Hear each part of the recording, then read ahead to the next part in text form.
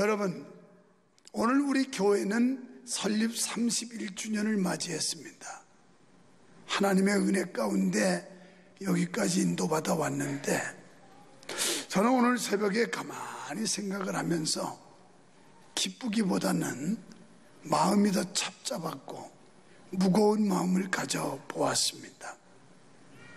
여러분 생각해 보았나요? 여러분이 나이가 먹고 세월이 흘러가고 그럴 때 여러분의 나이에 걸맞는 삶, 그리고 여러분의 직임에 마땅한 삶, 이게 이루어지지 않을 때 사람은 자괴감에 빠지게 되는 거예요. 또 그런 데 대한 자기 책임의식을 느끼면서 무거운 마음을 갖지 못한다면 이 사람은 상당히 문제가 있는 사람이라 생각을 해보게 됩니다. 우리 교회가 어느덧 세월이 흘러서 31주년을 맞이하는데, 이건 기쁘기보다는 과연 이제 해가 거듭하면서 교회 연역에 맞는 그런 교회 규모나 교회 어떤 역할이나 이런 걸 하고 있는가 생각해 보지 않을 수가 없었습니다. 저는 오늘 사실 설립기념주일을 맞이하면서 굉장히 무거운 마음이에요. 자, 우리 교회가 여기서 멈춰 있다면 내가 더 이상 이 강단에서 목회할 이유가 있을까 할 정도로 저는 굉장히 마음에 부담을 갖고 있는 사람입니다. 이 좋은 환경에서 이 좋은 멤버십 가지고 교회가 앞으로 나가지 못하고 성장하지 못한다면 나보다 더 유능한 사람이 와서 교회 부흥시켜야 될 거 아닌가 하는 그런 중압감도 가져보는 겁니다. 이건 우리 모두 공통적인 의무감에 사로잡혀야 된다고 생각해요. 목사로부터 장로, 권사 할 것 없이 온 성도가 정말 우리 교회가 여기서 멈출 것인가, 앞으로 계속해서 전진할 것인가, 이런 데 대한 막중한 책임감을 느껴야 된다고 봅니다. 여러분, 오늘 본문은 성전의 순례객들이 올라가면서 기쁨으로 노래 불렀던 그런 시편입니다. 그런데 시편 132편은 누가 지었는지 저자에 대해서는 확실하지 않습니다. 다만 학자들의 추정으로 의하면 이제 다윗의 유언을 받아서 그의 아들 솔로몬이 기록했을 것이다, 이렇게 추정을 합니다. 다윗이라는 사람은 하나님의 교회를 세우고 싶어서 하나님의 성전을 짓는 것이 그의 일생일대의 소망이었습니다. 하지만 하나님께서는 수많은 전쟁 속에서 피를 많이 흘린 다윗으로부터 성전을 짓는 것을 허락하지 않겠다고 하셨습니다. 그러다 보니 평화의 왕이었던 솔로몬이 성전을 짓게 되었는데, 다윗은 완벽한 건축자금, 완벽한 건축자재를 구비해 놓고 결국은 그의 아들 솔로몬을 통해서 하나님의 성전을 건축하게 하였습니다. 오늘 시편 132편에서 우리에게 주시는 교훈은 먼저 물려주고 물려받자는 거예요. 진정으로 여러분의 부모님에게 여러분의 신앙이 물려받았다면 좋은 신앙이 계승되어야 할 것이고, 부모된 자들이 당대의 신앙을 가졌다면 여러분의 신앙이 여러분의 자녀들에게 물려줄 수 있어야 된다는 겁니다. 나는 이 말씀을 설교 준비하는데 바로 물려주고 물려받자고 하는 그런 제목이 감동으로 떠올랐어요. 물려주고 물려받자. 오늘 우리가 이 권선동 땅에 31년 전에 세워진 교회가, 우리가 이 교회를 잘 세워서 우리의 다음 세대, 우리의 후세들에게 물려줘야 될 책임이 있다는 겁니다. 좋은 교회를 물려줘야 될 책임이 있어요. 또 우리의 다음 세대들은 좋은 교회를 물려받을 권리가 있는 겁니다. 어떻게 하면 물려주고 물려받을 수 있을까? 솔로몬은 하나님의 성전을 짓고 감격적으로 하나님 앞에 봉헌 기도를 드리면서 오늘 본문을 기록한 것으로 압니다. 그는 역사상 전무후무한 성전을 건축했습니다. 솔로몬은 아름다운 성전을 지은 뒤에 자기에게 공로를 돌리는 게 아니라 자기 아버지 다윗의 공이라고 고백하고 있어요. 우리 아버지가 그토록 성전 짓기를 갈망했는데 내가 쓰임 받았지만 내가 한 게 아니라 우리 아버지가 지은 성전임을 하나님 기억해 주십시오라고 하나님께 호소하고 있어요. 다윗은 왕이 된 후에 성전을 짓고 법궤를 옮겨오기를 소원했습니다. 1절에서 다윗이 하나님의 궤를 옮겨오지 못해 근심했다고 말씀하고 있어요. 역대상 22장 14절에 내가 환난 중에 여호와의 전을 위하여 금 10만 달란트와 은 100만 달란트와 롯과 철을 그 중수를 셀 수 없을 만큼 심히 많이 예비하였고 또 제목과 돌을 예비하였으나 나는 더할 것이 없으며 부족함이 없는 건축 예산, 부족함이 없는 건축 자재를 완벽하게 준비했어요. 충분하리만큼, 성전을 짓고 남으리만큼 이렇게 넉넉한 예산과 자재를 준비했는데, 그런데 그 서두에 보면 환난 중에 했다고 이렇게 나와요. 다윗이 하나님의 교회를 짓는 건축원금을 만들고 자재를 만드는 데 있어서 무슨 부유하고 대단한 재력이 있어서라기보다도 환난 중에 했다, 어려움 속에 했다는 겁니다. 우리가 신앙생활하면서 하나님 앞에 헌금은 많다고 해서 드는 게 아니에요. 우리는 믿음으로 드리는 겁니다. 믿음. 어려움 속에 넉넉하지 않음에도 불구하고 하나님 앞에 믿음으로 드리는 겁니다. 사무엘하 7장 2절에 보면 나는 백향목궁에 살거니와 하나님의 궤는 회장 가운데 있다. 내가 이렇게 좋은 집에 살고 있는데 하나님의 법궤는 아직도 천막 속에 있다는 거예요. 이걸 더 안타까워했던 사람이 다윗입니다. 여러분 어떠세요? 이런 마음들이 있습니까? 자기 집이나 동그랗게 만들고 의리의리하게 만들고 여기에 관심이 많지 하나님의 교회를 세우는 일에 관심이 있느냐고요. 우리들 정신 차려야 돼요. 정말 다윗 같은 심정을 갖는다면 어떻게 하나님의 성전을 짓는데 비상한 관심을 쏟지 않을 수가 있겠습니까? 지금 자기가 너무 좋은 집에 살고 있는 것 때문에 안타까워하고 괴로워하고 있어요. 하나님의 성전 세우지 못했고 하나님의 궤가, 법궤가 천막 속에 있는데 나는 이렇게 의리의리한 집에 사는 거, 이게 가책이 되고 부담스럽다는 거예요. 물론 좋은 집에 사십시오. 그러나 마음 중심이라도 그런 마음은 가져야 돼요. 참 송구하다. 또 하나님의 은혜가 너무 감사하다. 나 같은 사람이 이런 은혜를 받아서 이런 축복을 누린다는 그 자체가 하나님 앞에 황송하고 감사하다고 하는 이런 기본적인 신앙의 양심은 우리가 갖고 살아야 된다는 거예요. 솔로몬은 아버지 다윗이 성전 건축을 얼마나 겸손히 사모했는지 기억해달라고 하나님 앞에 호소하고 있습니다. 그러면서 아버지 다윗이 야곱의 전능자에게 서원했음을 2절에서 상기시키고 있어요. 왜 여기서 야곱의 전능자가 나올까요? 창세기 49장 24절에 보면 야곱의 전능자란 야곱의 입을 통해서 호칭되었습니다. 베델의 하나님의 전에 대하여 베델에서 야곱은 최초로 언급한 사람이 이 하나님의 전에 대한 언급을 했는데, 하나님의 집을 위하여 최초로 기둥을 세운 사람도 야곱입니다. 그래서 창세기 28장 22절에 가면 내가 기둥으로 세운 이 돌이 하나님의 전이 될 것이요 하나님께서 내게 주신 모든 것에서 10분의 1은 내가 반드시 하나님께 드리겠나이다 하였더라.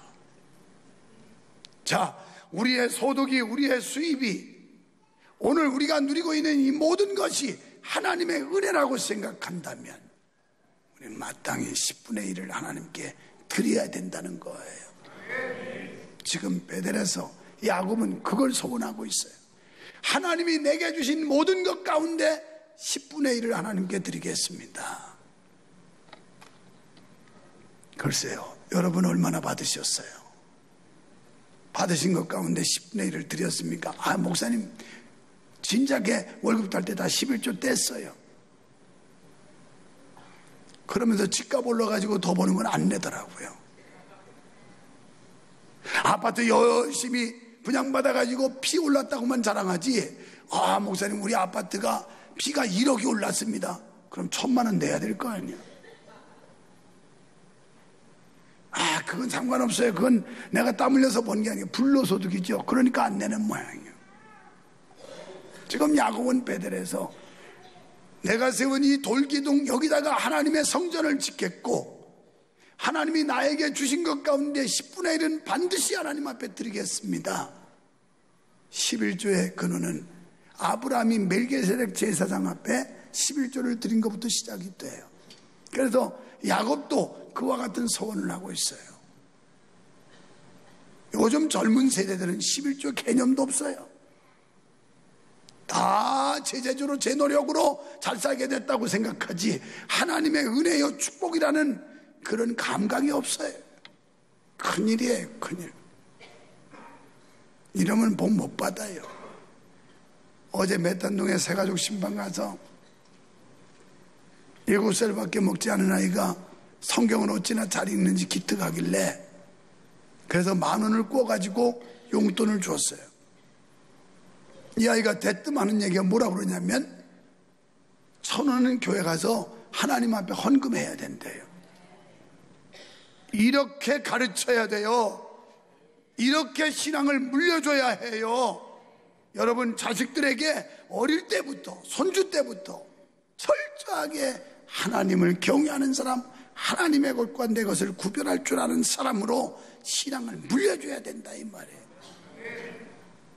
신앙을 물려주기는커녕 자기도 떼먹는데 뭘 물려주겠어요.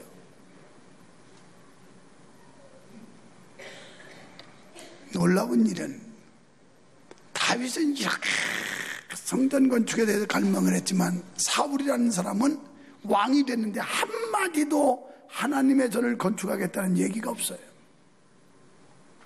여러분 다윗도 사울도 미천한 자리에서 왕이 됐는데 사울은 한마디도 입도 뻥끗 안 해요. 성전 건축에 대해서. 그런데 다윗은 입만 열면 하나님의 교회, 하나님의 성전 나팔을 불고 있어요. 나팔을. 이렇게 다윗이 성전 짓기를 갈망하고 자기 궁전에 안 들어가고 침상에 안 들어가고 버텼지만 하나님은 허락하시지 않았어요. 결국 그 아들 솔로몬을 통해 허락했고, 솔로몬은 성전을 지어서 뭐라고 그러냐면 역대상 22장 1절로 19절에 거기에 봉헌하는 기도가 나오는데 그 중에 요약을 하면 부친 다윗이 준비해 준 자재로 이 전을 건축하였사오니 다윗과 약속하신 것을 기억하사 이 전을 받아주옵소서라고 기도를 해요. 내가 진 게 아닙니다. 내 아버지 우리 부친 다윗이 하나님 앞에 그렇게 소원했던 거 이제 성전 지어서 봉헌하오니 하나님이여 받으시옵소서. 여러분 바른 예배를 드리기 위해 예배 시설도 중요합니다. 본문이 주는 신학적 의미는 신앙의 올바른 성장을 위해서는 예배가 필요하다는 거예요. 예배를 위해 예배 시설이나 교육 시설도 중요합니다. 이 일을 위해 누군가 다윗처럼 그 일을 최우선 과제로 알고 헌신하는 사람들이 필요한 겁니다. 부모님들 가운데 다윗처럼 오로지 교회밖에 모르고 주님밖에 모르는 부모님이 있었다면 감사하세요. 철 모를 때는 불평하고 원망하고 투덜거렸을지 모르지만 그 부모님 그 신앙 때문에 여러분이 그거라도 못 받은 거예요. 그거라도. 할렐루야. 어릴 때부터 부모님들이 장로님 권사님 되다 열심히 믿은 집에 자식들이 반발하는 경우가 많아요. 우리 엄마 아빠는 너무 지나쳤다고, 하나님 앞에 하는데 지나친 게 어디 있어요? 늘 부족한 거지. 늘 울어도 눈물로서 못 갚을 줄 알아. 못 맡게 드릴 것보다 이 몸 맡게 드립니다. 그러고 세계에서 최대 감리교를 이룬 김선도 목사님네 형제들 사연을 여러분이 잘 알고 있을 겁니다. 그 어머니 전도사님이 이북에서 피난 와가지고 6.25 전쟁통에 얼마나 굶주리고 헐벗었습니까? 6.25 끝난 뒤에 솔방울을 갖다가 팔아서 시장에서 쌀 몇 대박씩 갖다 오는데, 이제 솔방울 팔아서 쌀이 올 때 되면 이 어린 형제들이 오늘은 우리가 쌀밥 좀 먹는가 보다 하고 침을 삼키며 기다리고 있었는데, 어머니는 오면 그 쌀을 가지고 목사님 사택으로 보낼 때마다 그렇게 야속했대요.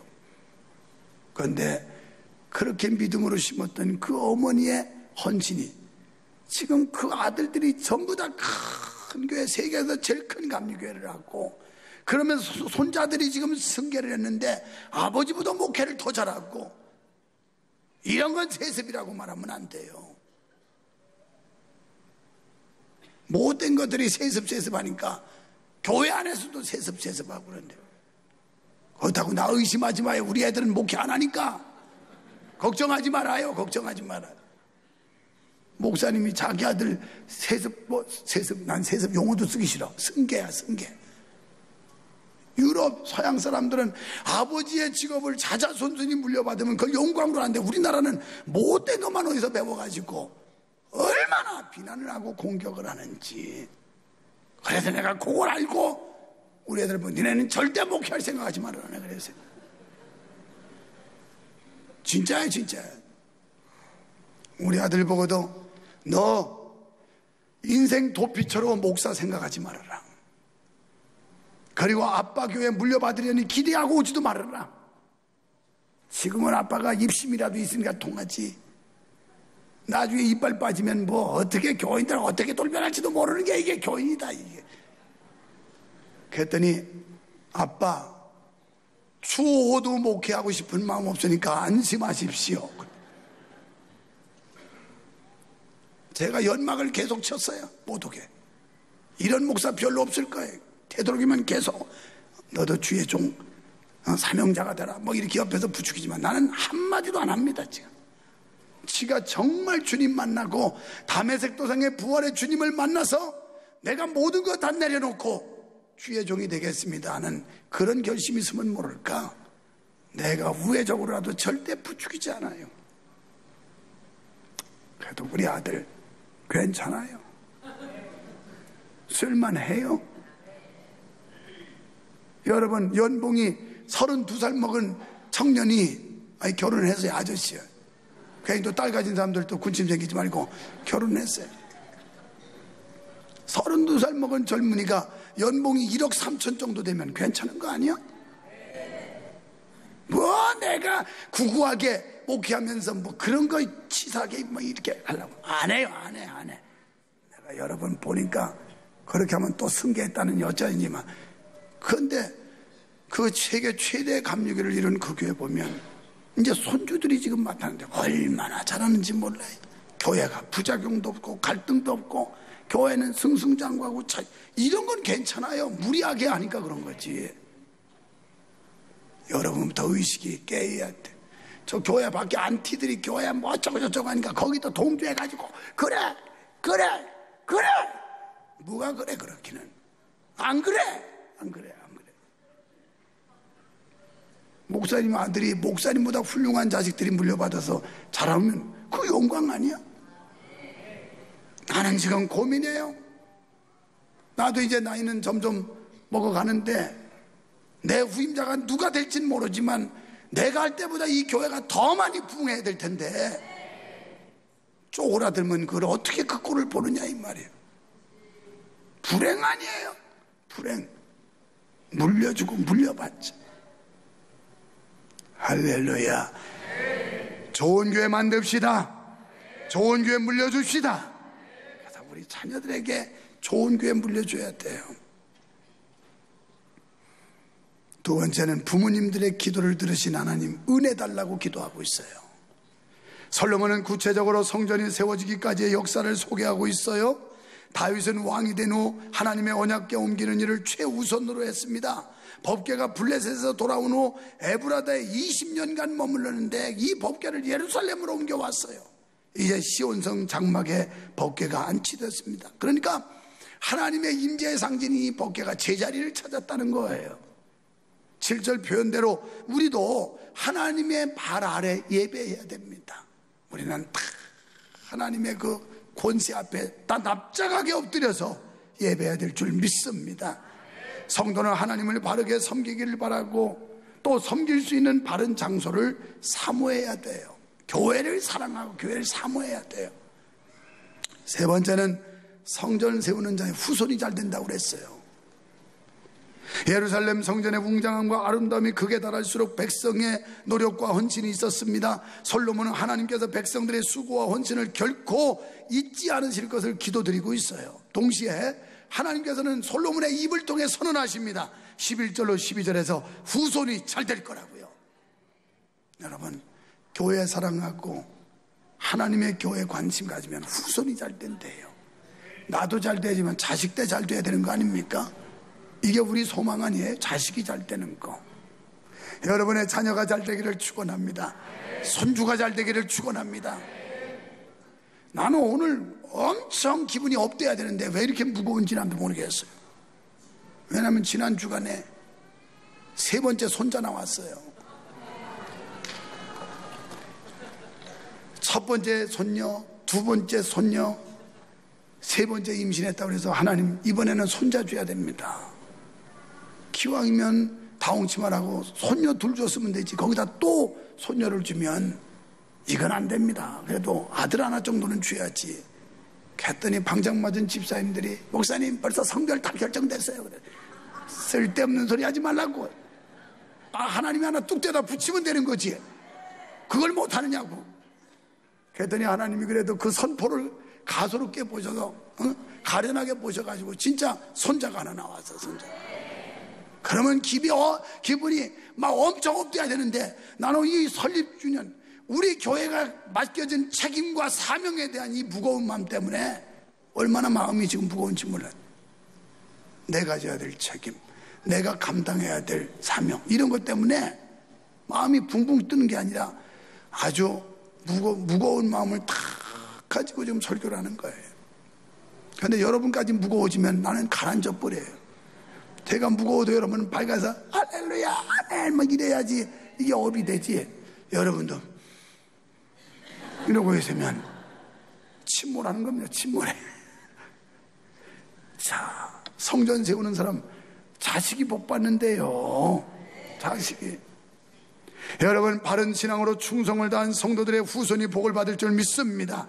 성전이 잘 되기를 소원하는 성도의 후손은 복을 받지만 성전을 방해하는 자는 하나님의 심판이 따르게 됩니다. 신약에서 교회는 살아계신 하나님의 집이요 진리의 기둥과 터라고 디모데전서 3장 15절에 말씀합니다. 성도들이 헌신과 공경의 자세로 모이면 예배를 통해 하나님의 임재를 느낄 수 있고 성령의 능력을 받아 경건한 삶을 살게 될 줄 믿습니다. 성경은 성전이 세워지는 도시에 풍성한 양식을 공급해 주겠다. 교회가 세워지면 그 마을에 복 주겠다는 게 오늘 말씀에 나와요. 그 동네를 복 준다는 거예요. 동네를. 할렐루야. 대한민국이 교회 때문에 복 받았어요. 6.25 전쟁 잿더미에서 그리고 그 전에 상투 들고 폼이나 잡고 남녀 차별이나 있고 이랬는데 이 기독교가 들어오면서 남녀 평등이 생겼고 옛날에 여자분들 어디 상에다 밥 놓고 먹습니까? 그냥 바가지다 쓱쓱 비벼서 한쪽에서 먹고 가서 설거지하고 막 이래야지. 요즘처럼 어디 젓가락 탁탁 소리 내가면서 어린데 없었어요.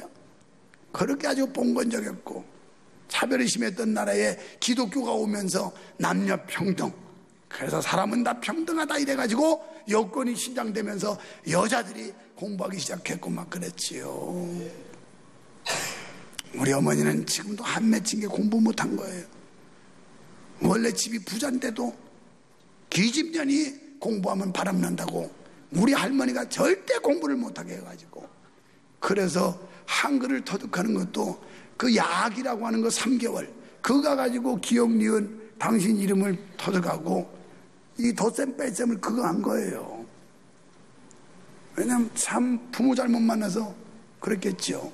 그렇다고 돈이 없어서 그런 집도 아니고, 남자들은 그렇게 막 밀어주는데 여자들은. 그래서 우리 어머니가 그때부터 한이 맺혀가지고 공부 그러니까 공부가 안 되더라고. 이게 너무 공부하니까 공부 스트레스 받아서 안 되더라고요. 여러분도 여러분 자식들한테 공부 그러지 말고 믿음 그거나 해. 믿음이나 신앙생활 잘하라고 그거나 해요. 그거나. 성경은 성전이 세워지는 도시에 풍성한 양식을 공급해 주므로 빈민이 없어진다고 그랬습니다. 그렇습니다. 하나님을 섬기는 것과 사람에게는 하나님의 축복이 있을 줄 믿습니다. 다윗과 솔로몬 부자에 의해 성전이 세워졌는데요, 그들에게 임한 축복을 요약하면, 첫째, 융성한 권세를 계속하게 하신다고 그랬고, 두 번째, 지속되는 영예가 있다고 그랬고, 세 번째, 완전한 승리를 약속하셨고, 네 번째, 세계적인 인물이 되게 한다는 거예요. 이런 축복이 여러분의 자녀에게 임하기를 축원합니다. 교회를 위해 수고와 헌신하는 자들에게 격려와 축복이 있습니다. 그러나 교회를 대적하거나 걸림돌이 되고 괴롭히는 자에게 심판과 경고가 주어집니다. 사랑하는 성도 여러분, 신앙의 유산을 받아 그 일을 성취한 후에 자녀에게 축복의 통로가 되게 합시다. 우리가 아름다운 신앙을 가져서 이것을 우리의 자녀에게 물려줍시다. 그리고 여러분 부모님의 아름다운 신앙이 있다면 그 신앙을 여러분 물려받으시기를 축원합니다. 그래서 가문의 영광이 되고 교회의 귀한 인재가 되고 이 세상의 머리 되는 축복을 여러분 모두가 누리시기를 축원합니다.